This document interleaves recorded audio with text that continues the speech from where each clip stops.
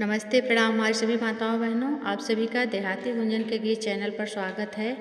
आज हम आपको माता रानी का बहुत ही पुराना पारंपरिक पचरा गीत सुनाने जा रहे हैं। और अगर हमारा ये गीत आपको पसंद आए तो हमारे चैनल को सब्सक्राइब करें, लाइक कमेंट करें, ज़्यादा से ज़्यादा शेयर करें। और इस गीत में थोड़ा अलग ढंग का है और शुरुआती हर पचरा गीत की तरह है, लेकिन आप इसको पूरा सुनेंगे तो आपको बहुत ही अच्छा लगेगा। तो चलिए हम सुनाते हैं माता रानी का पचरा गीत। नीमिया की डरिया मैया डारली झूलनवा हो की झूलै लागिना। सातौ बहिनी के जोड़ावा हो की झूलै लागिना। सातौ बहिनी के जोड़ावा हो की झूलै लागिना। नीमिया के डरिया मैया डारेली झूलनवा हो की झूलै लागिना। सातौ बहिनी के जोड़ावा मैया झूलै लागिना। घोड़वा चढ़ल मैया ज्ञावान बाबा हो बेहसी बोलैना। बहिनी झूला खूब झूलवा हो झूलाई देबैना। बहिनी झूला खूब झूलवा हम झूलाई देबैना। एक पेंग मारले दूसर पेंग मारले हो तीसर पेंगना। झूलना गईले पतलवा हो तीसरे पेंगवाना।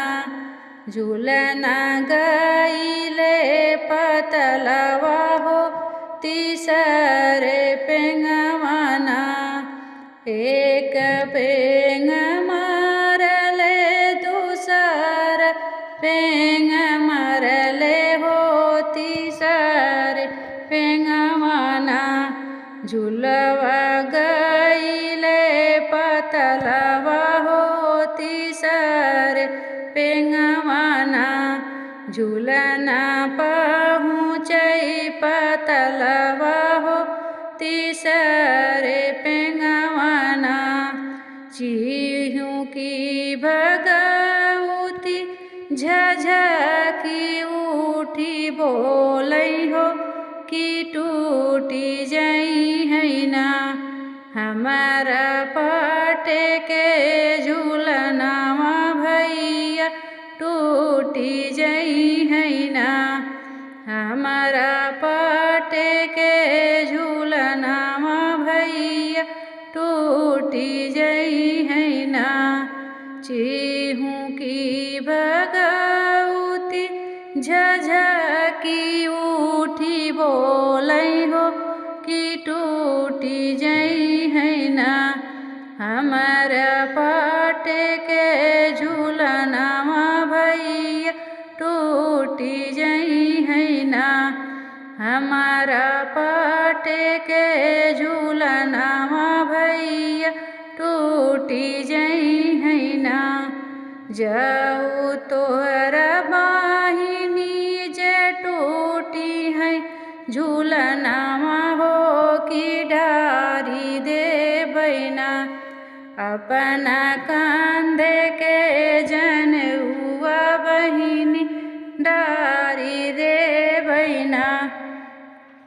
अपने कंध के जनेऊआ बहिनी डारी देबैना। जाऊ तोहरा बहिनी टूटी है पाटे के झूलनावा हो की डारी देबैना। अपना कान के जनेऊआ बहिनी डारी देबैना। वही रेशमा के डोरिया बहिनी बानी देबैना। एतनी बचन सुनी सातोरे बहिनिया हो आशीष लागिना। अपना भैया से बीरनामा हो आशीष लागिना। अपना भैया से बीरनामा हो आशीष लागिना।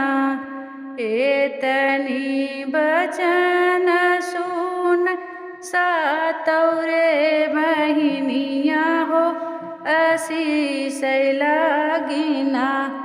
अपने भैया से बीरनामा हो आशीष लागिना।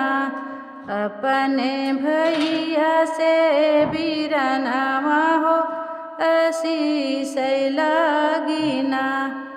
बढ़ई न भैया तोहरी बारी फूलवरिया हो कि जुग जियना।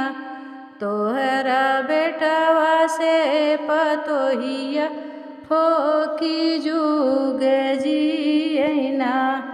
तोहरा बेटवा से पतोहिया हो कि जुग जियना।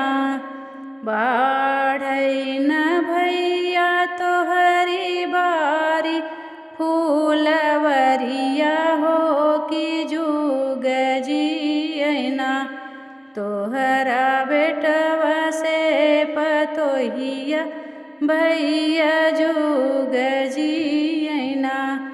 तोहरा बेटवा से पतोहिया भैया जुग जियना। तो प्यारा सा पचरा गीत अगर आपको पसंद आए तो चैनल को सब्सक्राइब करें, लाइक कमेंट करें और ज़्यादा से ज़्यादा शेयर करें, हमारा सपोर्ट करें। धन्यवाद।